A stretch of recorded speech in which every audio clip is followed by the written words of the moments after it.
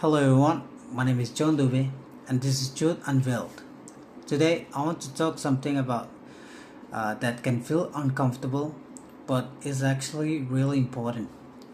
Truth telling in Australia. Truth telling isn't about blaming or pointing fingers. It's about understanding the full story of Australia's past, listening to First Nations voices and thinking about how that history still affects people today. I'll be sharing a short clip from Mitch Tambo so we can hear directly from someone who speaks publicly about truth telling and reconciliation. What does truth telling actually means? When people hear the term truth telling, they often think it just means learning history, but it's actually deeper than that. Truth telling isn't about acknowledging experiences that were ignored or silenced, especially the experiences of Aboriginal and Torres Strait Islander peoples. For a long time, Australian history was taught from only one perspective. Truth telling challenged that by making spaces for Indigenous voices and stories, not just about hardships, but also about strength, culture, and resilience.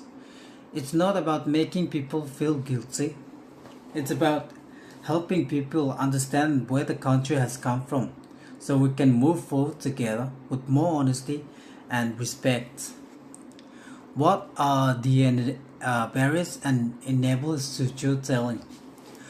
One big barrier to truth telling is avoidance. Some people feel uncomfortable talking about consolation or they worry about saying the wrong thing, so they just avoid the topic altogether. Another barrier is the idea that the past doesn't matter anymore. That that what happened generations ago has no impact today. But when you look at gaps in health, education, and opportunity, it's clear those impacts are still there. On the positive side, there are strong enablers of truth telling.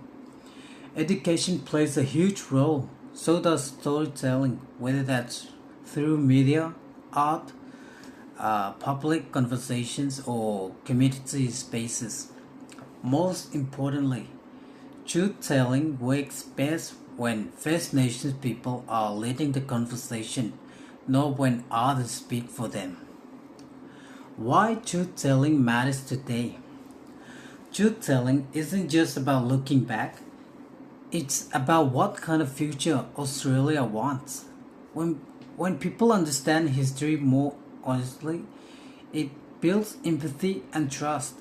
It can improve relationships between communities and help institutions like schools, universities, and businesses make better, more informed decisions. Truth telling creates the opportunity for real reconciliation, not just symbolic gestures. It encourages people to reflect on their understanding and be open to learning. Before I wrap up, I want to share a short clip from Mitch Tambo speaking on Q plus A about truth telling and closing the gap.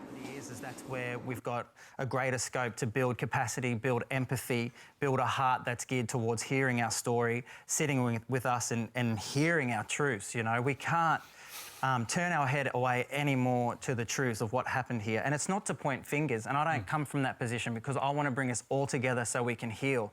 I'm crying out for healing for my people because we hear this term all the time, you're resilient, but that doesn't mean we want to be resilient, we want to be free. We want to be trauma-free.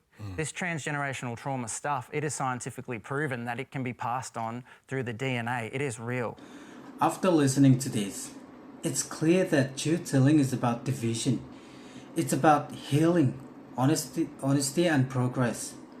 Hearing this perspective really reinforces why these conversations matter. So, truth telling starts with listening and then reflecting. It asks people to be open, curious, and willing to sit with uncomfortable truth because that's how growth happens. Thanks for listening. This is John Dube signing off.